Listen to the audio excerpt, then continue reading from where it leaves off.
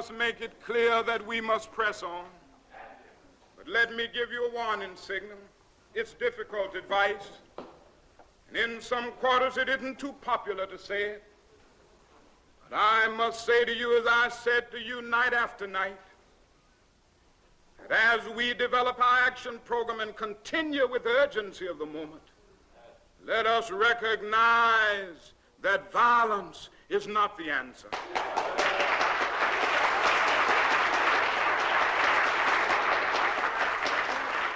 And I must say to you tonight that violence in our struggle is impractical, whether it's in Harlem or Jersey City or St. Augustine, Florida. We have another method that is much more powerful and much more effective than the weapon of violence. We must come to see.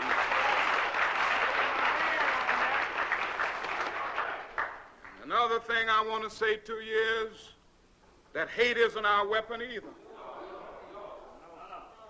And I'm not talking now about a weak love. It would be nonsense to urge oppressed people to love their oppressors in an affectionate sense. I'm not talking about that.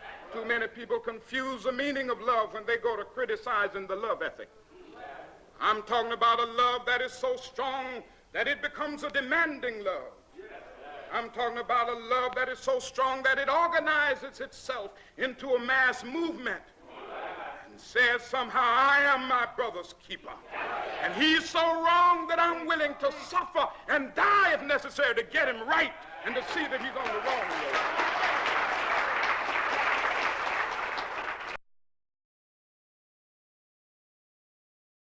Dr. Martin Luther King Jr. declared that the ultimate measure of a man is not where he stands in moments of comfort and convenience, but where he stands at times of challenge and controversy. I am a first-generation college student, and I live this quote. Raised by my mother in a single-parent household, I had little male influence in my life. Therefore, I depended on quotes, such as the one by Dr. King, to help me become a man. In addition to Dr. King, other people have influenced who I am professionally. Dr. Angela Anselmo, Kristy Perez, Andrew Lawton, Maurice Lacey, and my very own Urban Male Leadership Academy have been very supportive in ways in which they don't even know. Seeing them work hard makes me work harder. Both people and experiences has shaped who I am today.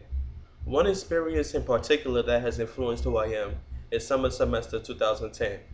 I wanted to join the Search for Education, Elevation, and Knowledge, or SEEK program if you will, and so it was mandatory to complete a rigorous summer semester, which began July 1st and ended in mid-August.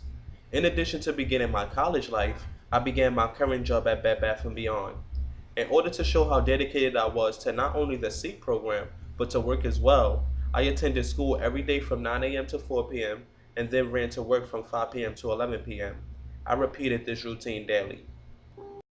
Through this repeated process, I learned a very valuable lesson.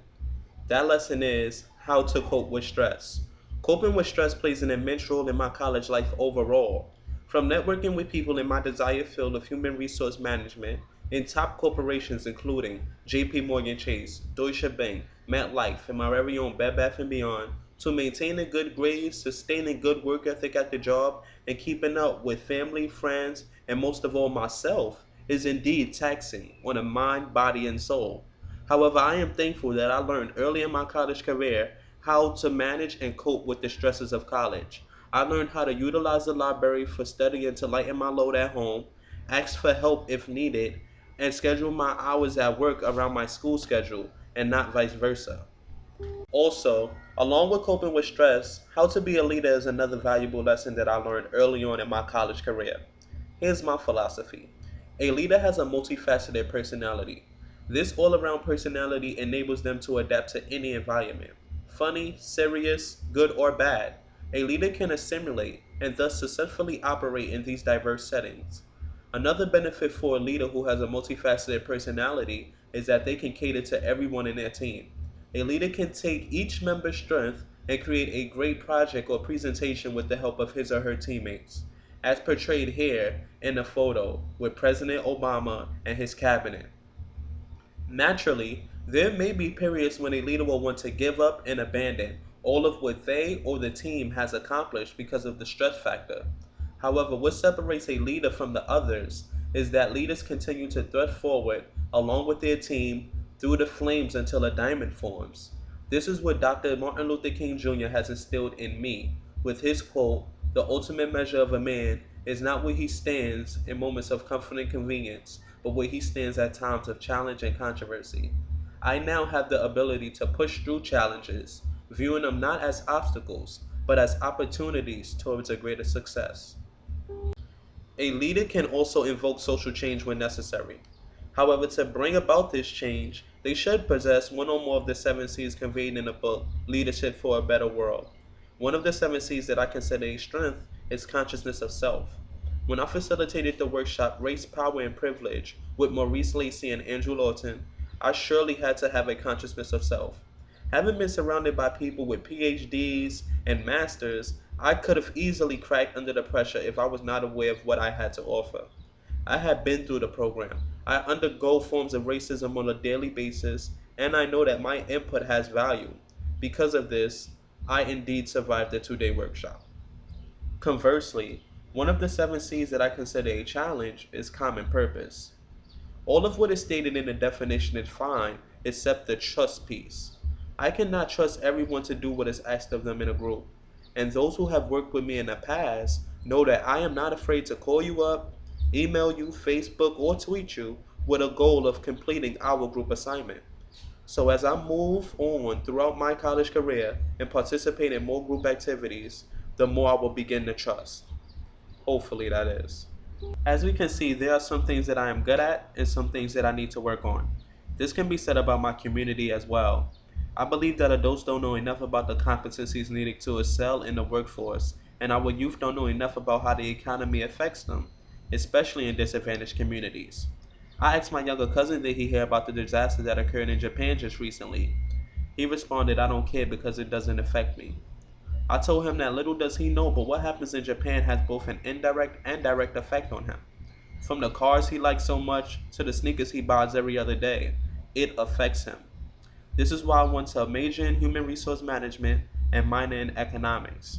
I would like to someday build consultancies in disadvantaged communities that teaches adults about the competencies needed to excel in the workplace and teaches our youth about how occurrences in the economy affects them, both directly and indirectly. There are a lot of resources that is needed to make my consultancy dream a reality, though soft skills in particular are essential in pursuit of my vision. When I took my emotional intelligence test, it showed that my strongest component is assertiveness. I think this is very true because even when I'm at work at Bed Bath & Beyond, I have to sometimes take the managerial position. And me, being an associate, supervising other associates, I have to be assertive. If not, people definitely will not listen to me, and I may feel very discouraged. But this is not the case. On the contrary, the EQ inventory portrayed that I am weakest in a soft skill known as empathy. This came as a surprise to me because I'm usually very empathetic towards people and their problems. However, sometimes I can be ill-sensitive towards excuses. Irrelevant excuses really annoys me. Nonetheless, I plan to further develop my empathy by being a little more sensitive to people and their feelings, whether it be at work, school, or all in all, I have done a lot to explore my space, thus discovering my major and career aspirations. I am a member of the Urban Male Leadership Academy, a member of Phi Alpha Sigma's National Honor Society, have planned and organized several workshops, and participated in the rigorous New York Needs You Fellowship finalist process. These events have not only been mind-changing, but it has increased my communication, time management, leadership, and networking skills. Subsequently, I now know that I want to major in human resource management with aspirations of becoming a human resource manager. Some people may say that I have experienced various challenges in my life, and some will go as far as calling them obstacles.